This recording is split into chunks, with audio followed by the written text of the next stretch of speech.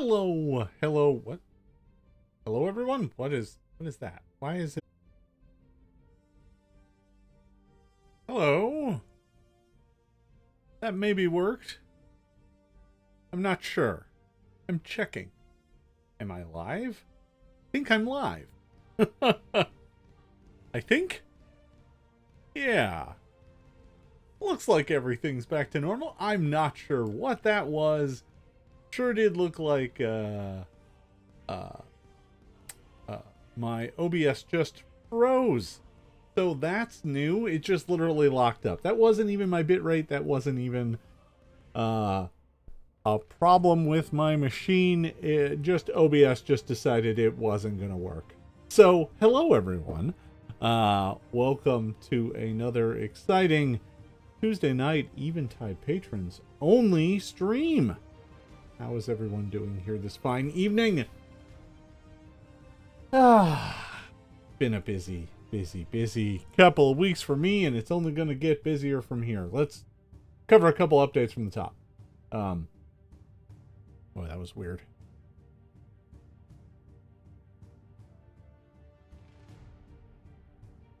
So, let's talk about the coming month here. We are getting ever closer to the move and a bunch of disruptions. Those of you who are patrons, you will notice that I have stopped payment for the next month. That is because my content creation is about to become very sporadic. I have no idea when and if I'm going to be able to stream various things between the move itself and needing to get set up and tear down. I have a sneaking suspicion I'm going to lose at least a week worth of streams, maybe longer. I may lose more than that outside of that just to get things done and make sure that the move goes off smoothly. So, as a result, I have suspended payment on Patreon for the month. So, yeah, that is coming. This is the last guaranteed regular stream I'm going to make between now and, frankly, November. So, keep an eye out. I may still do streams when I have time, when I have something to talk about, when I have some movement, when things are coming together. But, in all honesty, better to assume that it's going to be sporadic at best. So, I just wanted to give everyone a heads up on that. So, that is what's about to come up and hit. For folks asking what my ISP is going to be, my internet service provider is going to be in the new place. I'm not sure yet. Comcast does service that area. So, it's Comcast services Portland. So, might still be Comcast. Am I doing NaNoWriMo this year? Oh boy. I hadn't thought about that at all. Probably not, just because of the move, and the fact that it's going to take me several weeks just to get fully unpacked and settled. And I'd rather not be like, yeah, and I still need to write, 2,000 words a day. All order. So yeah, things are coming along though. On that front. I am going to be posting some auctions of some rarities here coming up. I may even auction off the very first print copy of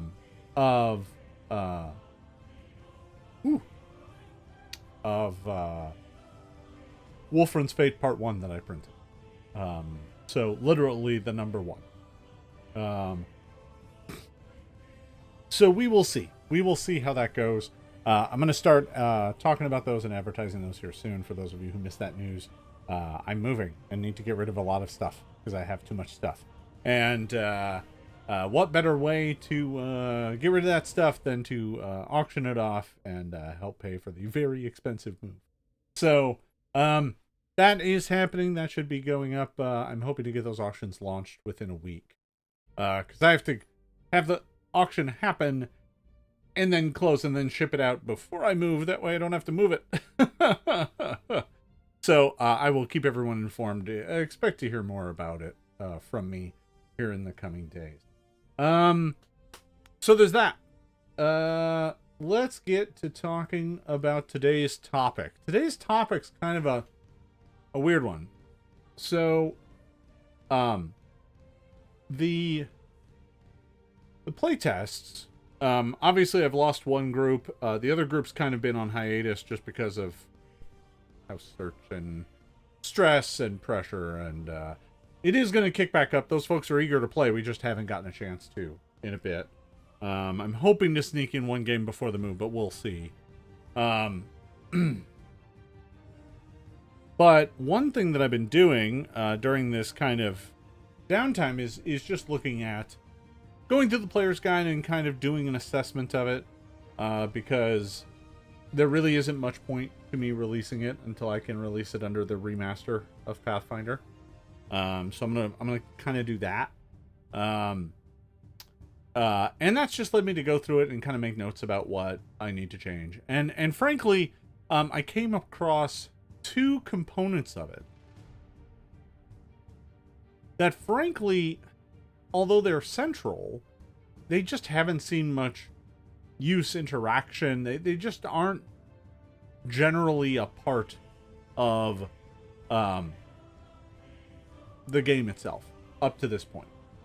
They're still in the forest. Yeah, they're still making their way to the lumberjack encounter. So they're like a session away from that, but I just haven't had a chance to have that session yet. So as I said, there's two parts of the kind of player's guide that have kind of significant impact on the game, but frankly, neither of my groups really interacted with them at all. And that's made me kind of look at them with kind of a hairy eye and be like, are these actually doing what I want them to do?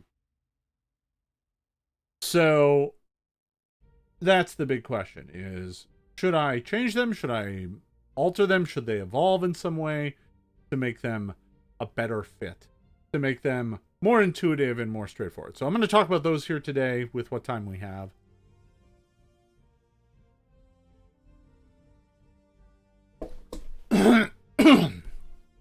Excuse me. And we are gonna work through those. Now there are two systems. One is the magic system, and the other is the destiny system. So the magic system speaks to the core story of the world, right? There is this narrative through line in the world that magic is dying, that magic is not working well. And while I want this to be a thing that the player characters can kind of, at least at their basic level, kind of circumvent, because otherwise there's a bunch of classes that kind of don't work, and, you know, I don't want this to be there's no wizards in the game. I just want them to be more rare, and I want the rules of the game to kind of enforce that. So magic doesn't work as well. But player characters can circumvent it and still use magic relatively normally. The end result of that means that they don't really notice that magic is messed up at all. So this system basically is by tradition. So it's not like, oh, this is an area of bad magic and no one can use magic here. It's actually like the entire world is an area of bad magic for primal magic. Arcane and divine magic have a degraded state of magic, but they still generally work if you spend more effort. And occult magic is unencumbered. So the way I describe this in the player's guide is that there's 4 levels of magic. And it was originally in the lore of the world discovered by the elves, and they described it like terrain. So there is, you know, a wellspring, a place where a magic of a type is very plentiful and powerful. There is a forest, which is rich and vibrant, but not quite as much as a well. There are plains, which are alive, but just barely. It is hard to subsist there. And then there are wastelands. And in the wastes, the magic of just doesn't work at all. All right. So mechanically, spring means that in a spring area, magic is actually better than it is in baseline Pathfinder. You can refocus faster, and you when you use a spell slot, you can reuse it within the next minute and get double the use out of it. So springs are very powerful and very rare. Forest is kind of what most Pathfinder players would consider kind of baseline. Plane is in a plane it's more difficult to use magic. You have to use like twice as many slots. So if you want to cast a 4th level spell, you have to burn 2 4th level spell slots. And cantrips, let's see. Cantrips cause the spellcaster to become fatigued. You know, refocusing takes a while, right? Being in a plane kind of sucks. And then Wasteland is basically the magic of that type can't be used, right? Just doesn't work. So, and this is based on the type of magic. So, Primal Magic is a Wasteland worldwide. Arcane and Divine Magic are a plane almost everywhere. There are spots where they are still a forest. And Occult Magic is forest everywhere. And maybe there are places that are more like Wellspring. So that is kind of the system. The problem is, you don't want player characters to be dealing with... You know, you don't want the wizard at first level to be like, yeah, burn 2 first level spell slots to cast a spell. So, mechanically, there are these objects called links. And each tradition has a different name for them, right? Where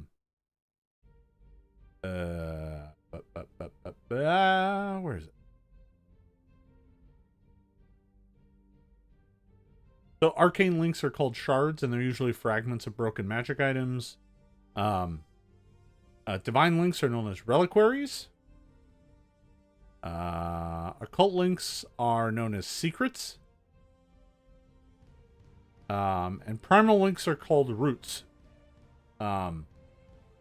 So if you have one of these, you can, you know, use it as basically a component in the casting. It doesn't get burned up, and it allows you to treat the magic level in the area as if it's one better.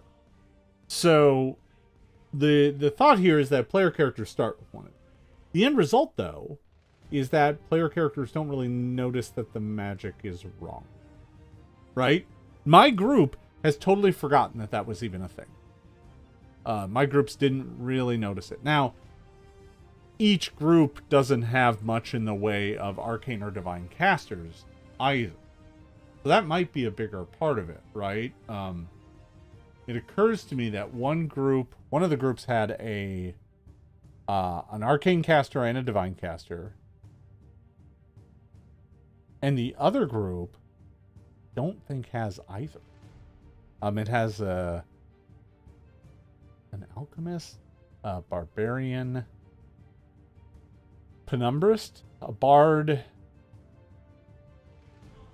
and a rogue. So the group that is remaining doesn't have anyone with a link even in it. They don't deal with that at all. Like, not one bit. So, as a result, they never interacted with this system. And the other group, the characters playing the sorcerer, the arcane sorcerer, and the divine cleric, they were 2 of the newest people in the group. And I just think that they were like, oh, okay, that's just a thing, and didn't really interact with it and didn't understand that it was different. So the end result here is that, you know, I've got, you know, 2 groups, and there's this entire system, but neither group really played with the system at all. So I don't know that the system is broken, per se. I just don't know that it has any impact, right? I think traditionally, characters just don't get a sense of it. Now, maybe there's an answer here, and that answer is that somewhere during Wolfram's Fate, at least as far as the adventure goes, maybe they should find a place where the magic levels are different, even more so, right? A place where divine magic is a waste, not even a planes, so that the link only gets you to planes, which means you have to burn twice as many spells. It's a bad place for the clerics and other divine casters to do their thing. I could do that, but I wouldn't want it to be more than like an encounter, right? I don't necessarily want anyone who's kind of newer at the game to be like, hey, congrats, for the next 3 sessions, you're no good, right? But it does make me wonder if maybe there's an answer that's just not as complicated, right? That maybe the right answer here is the system that I have is just too much. It's too complicated. The burn extra spell slots thing is too tough. And maybe instead the answer needs to be something a bit more straightforward, which is I'm thinking that maybe this system, what it really needs to be is something more like a flat check. So what I'm going to do here is I'm going to put a note. Okay.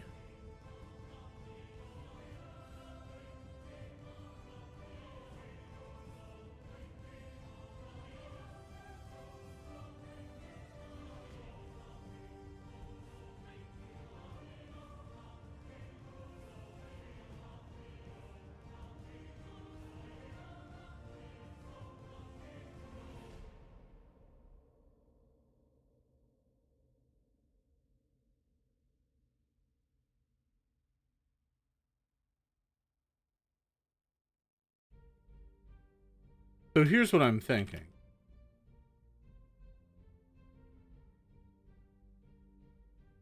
Instead of monkeying around, so one of the things that I had a problem with was I didn't know how this related to magic items. Magic items don't burn spell slots. So it might be better just to have it be a system by which the level of magic basically sets a flat check DC. And if you've got a link that corresponds to it, it can reduce the DC. And if the DC goes to 1 or less, you don't have to make a check at all. So that at low levels, low levels of magic corruption, maybe you don't have to make a check at all. And at the higher levels, you might need a more powerful link to not have to make a check at all. Maybe that's the way to go. Feels a bit cleaner. Certainly is a lot easier to understand than kind of a whole bunch of different things that are about, making different checks.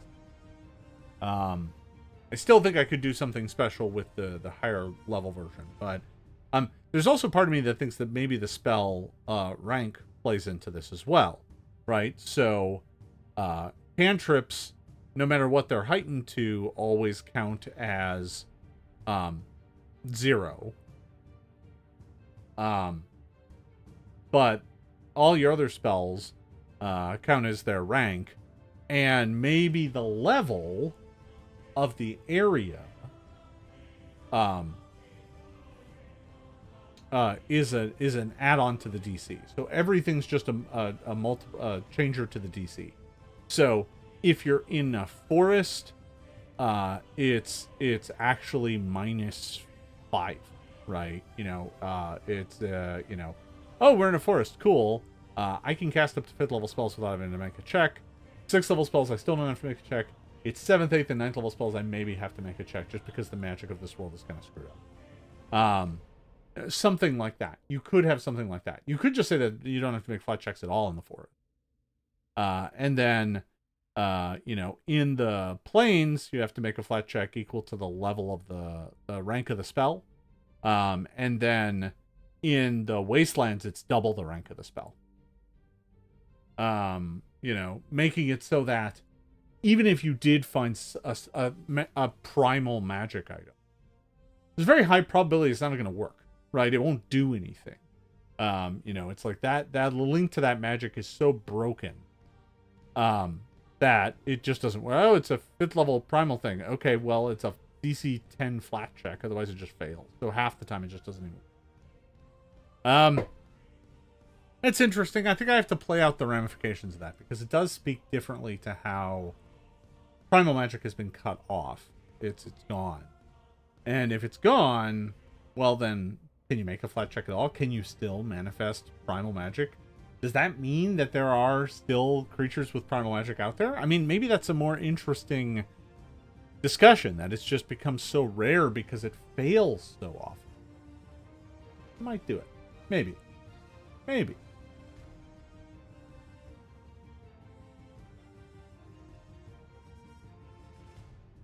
I could, of course, also do a thing where instead of doubling, or I could just have it be a flat add. Like, forest is, you know, maybe spring is just like, if you can get it up to wellspring, you don't have to make a check at all. The magic is plentiful, it's everywhere, it's in good shape. If you're in forest, the DC is the spell rank. If you're in plains, it's 5 plus the spell rank. And if you're in wastelands, it's 10 plus the spell rank. Right, you know. So, you know, maybe it's something like that. I don't know. I need to play around with it. But that's kind of the direction I'm heading. The system that I have is just too complicated. It's too much for new players to take in. And because they don't have to interact with it directly, right? It's not even a looming thing. I just feel like they don't necessarily play with it because there's no reason for it. Okay, so that's one of them. The other one is Destiny. Now, Destiny, if you're not familiar with this, Destiny, I believe, Destiny made it into the Minotaur games. Destiny made it in here. Come on, load up.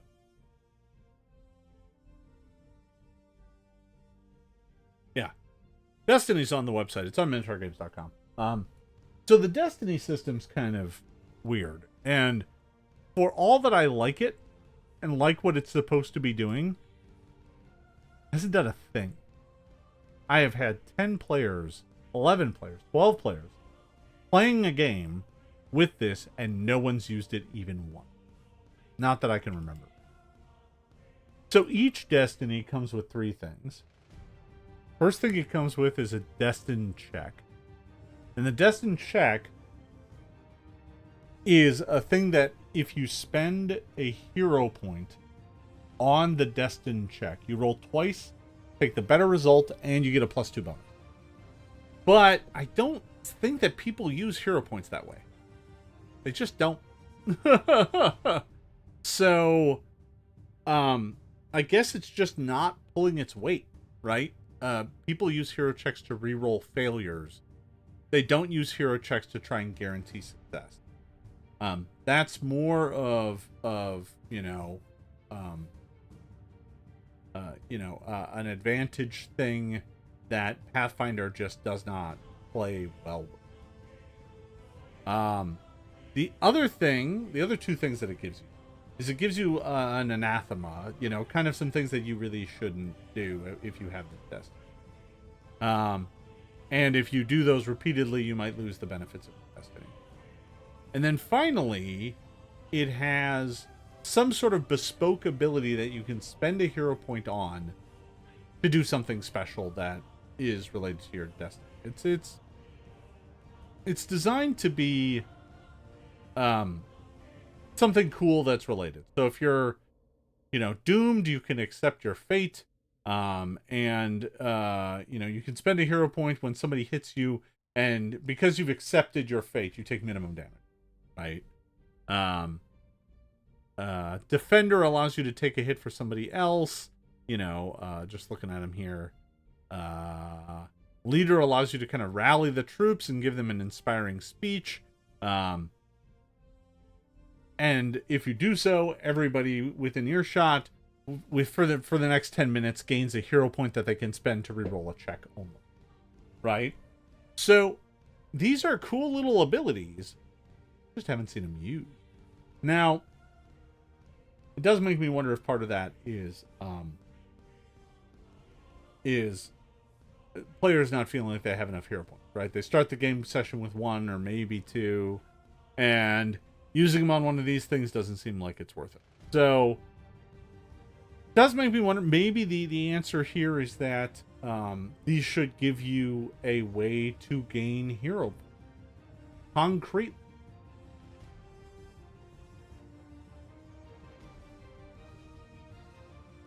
So here's what I'm thinking. I'm thinking a couple things. One,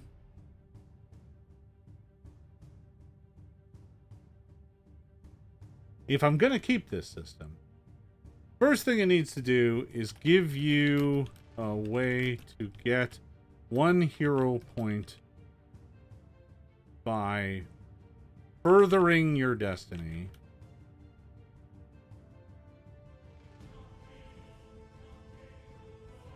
But you can only do it when you have 0 hero.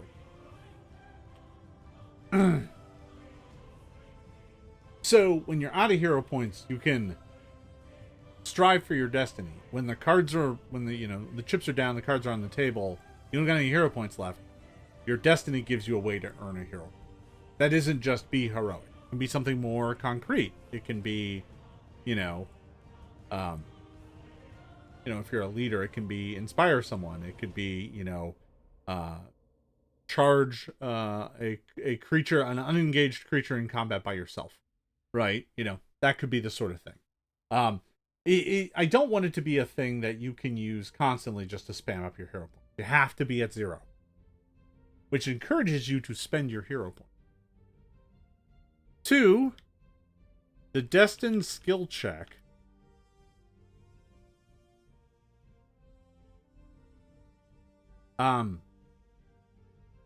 I think to make this more enticing, I think it has to be the sort of thing where if you succeed, you don't spend the hero.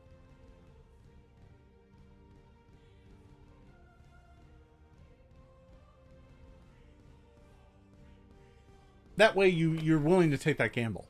If you fail the check, you roll low on both dice, then yeah. Then you spent the hero point, you got nothing on it. I'm worried about that. I'm going to put a maybe on here. Because it is a double feel bad. So whenever we're designing things for a game, we like to look at them from the angle of, does this mechanic make the players happy? Does it make them sad? What does this say to the players? And this says, if you fail on both checks, you also lose the hero points. That's really bad. Maybe critical success is the right way.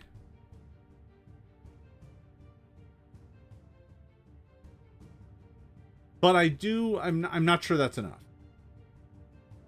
I'm willing to put it down.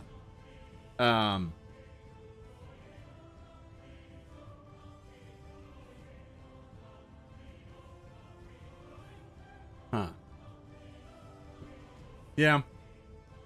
Not sure. And then I think finally, I want to give do a performance pass on the special abilities.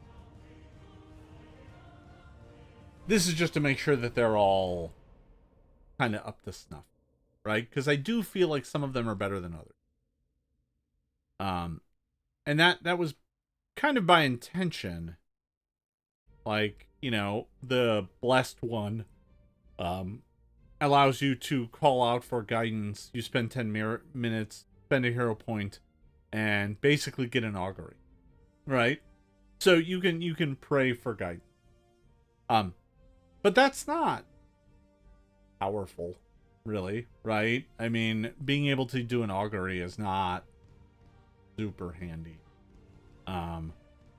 Not nearly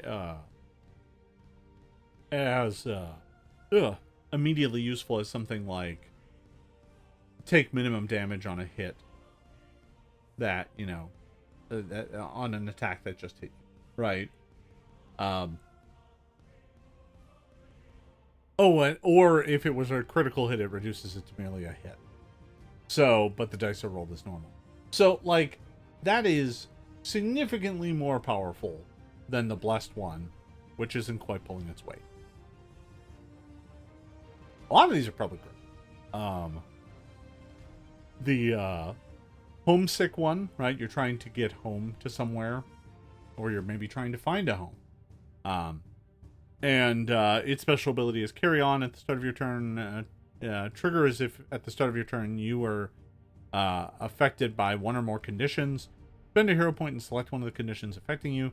For the duration of your turn, you are treated as if you did not have the selected condition. At the end of your turn, the condition returns if possible, and its duration is extended. So it's like, oh crap, I am stunned and I really need to move this round. Otherwise I'm going to die. I will burn that hero point and move this round, and I will be stunned. Right? You can do that. That's very useful.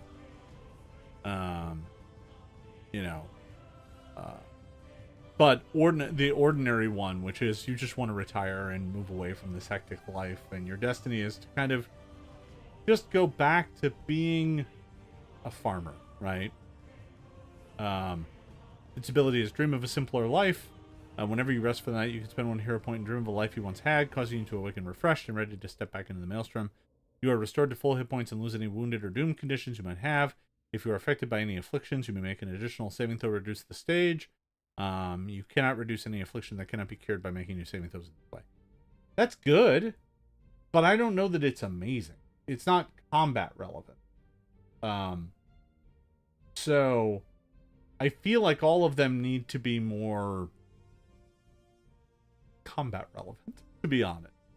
The ones that aren't, yeah, I don't know that that's a good way to go. I mean, I think if I'm going to try and lure people into spending hero points on these things, they have to be worth doing.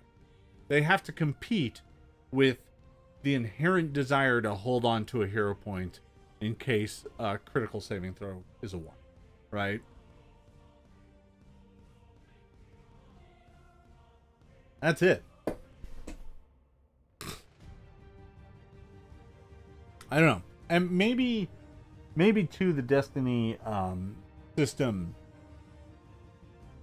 wants you to maybe be able to start with 2 hero points. I don't know. There's just a bunch of ways I need to play with this system. It's just not quite living up to its design potential right now. Yeah. I like all the ones that are in here. There's plenty of them. But, as I said, I don't think any one of my players has ever. Not once.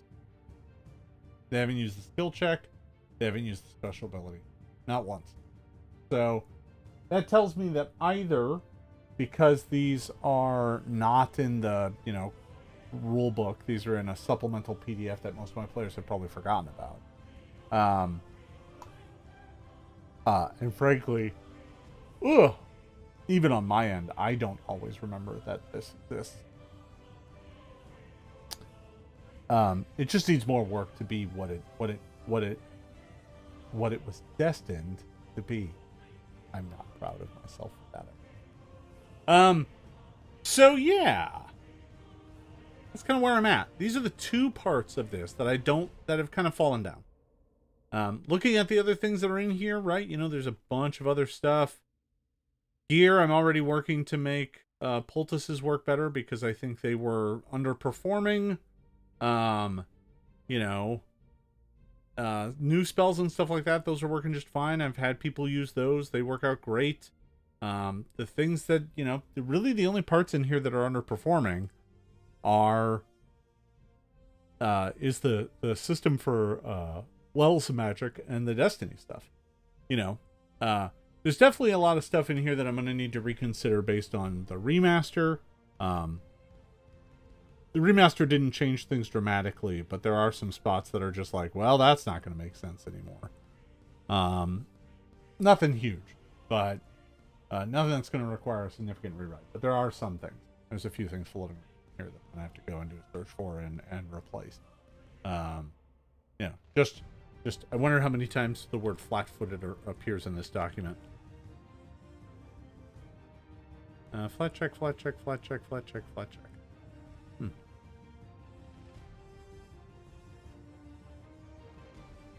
Flat-footed appears only 4 times. So there you go. An easy thing to do.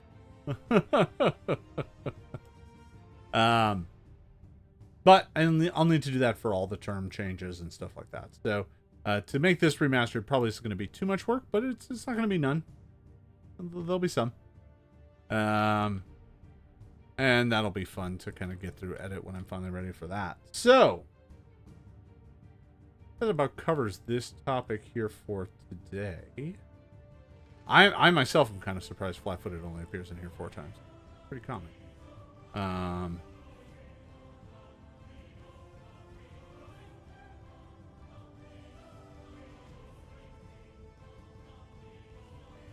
Yep, just 4 times.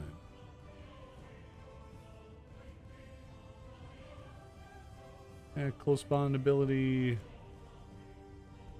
Umbral Mantle feat for the Penumbrist. Weasel Stance for the Monk. And Always Aware Ranger feat.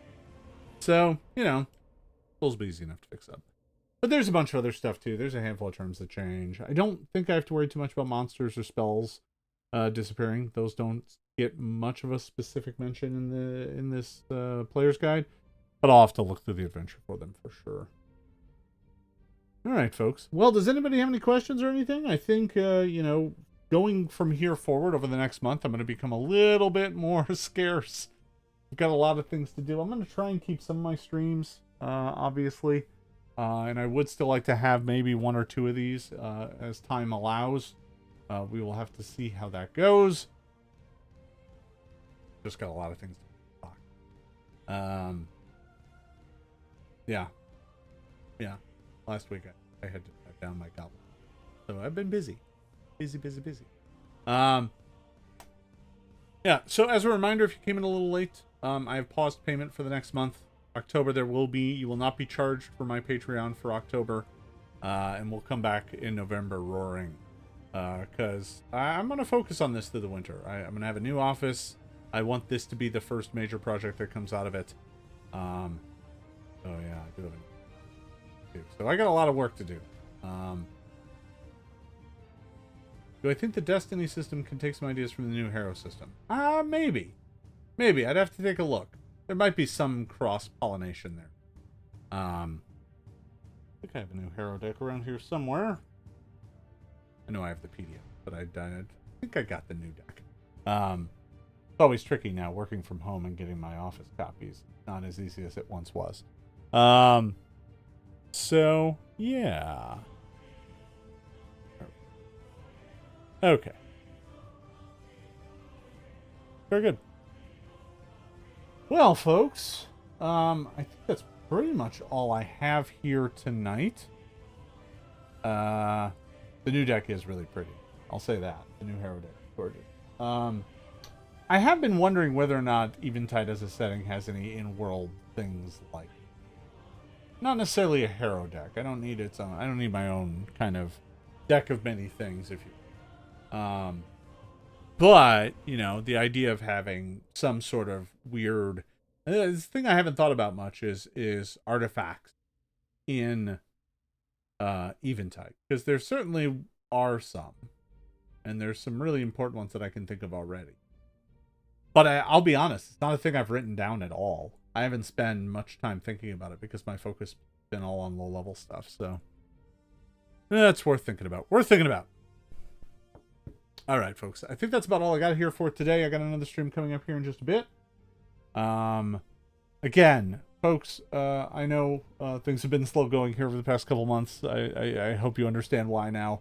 But I'm looking forward to getting everything settled and getting back into a regular groove after this move is complete. So I want to thank you all for hanging out with me here tonight. Thank you for going with me on the journey of walking through some of these thorny questions, trying to find ways to solve them. I think, honestly, I think the magic thing, I think I've got that. That is a good solution. I think the Destiny thing is going to take some more work. I just got to go back and kind of, I don't know. I don't feel... I have this thing where whenever I'm looking at a design thing, I get a sense of either this is good and done and this is what it needs to be, or this ain't it yet. And I feel like when it comes to the changes to the magic system, that feels right. That feels intuitive. It's a lot more clean and easy to understand. It's a flat check. Everybody knows what a flat check is. You don't have to learn some other weird system of rules that suddenly means you have to spend extra spell slots. Instead, your spells can just outright fail. And maybe, depending on the level of magic around you, if you fail the flat check, you don't even lose the spell slot. It just doesn't manifest. You just waste your action. It's not until the higher level ones where it doesn't work anymore. So, yeah. The difference between Destiny and Background is pretty... Destiny is about your future. Background is about your path. I just need to make sure it stays focused that way. But that's a good point. Good point. All right, folks. That's all I have here today. Thank you for being my patrons. Thank you for hanging out with me. Thanks for helping me walk through this stuff and pitching out ideas. I really do appreciate it. Yeah, we'll see where the future takes us. I'm excited to get more of this done. Thanks for watching, everybody. We will see you soon, I hope. I don't intend to go entirely dark for the next month, but we will see where the future takes me. I got a lot of trips to do. I've got a lot of packing to do. I've got a lot to do. So, thanks, everybody. Hang tight. We'll see you soon. Take care. We'll see you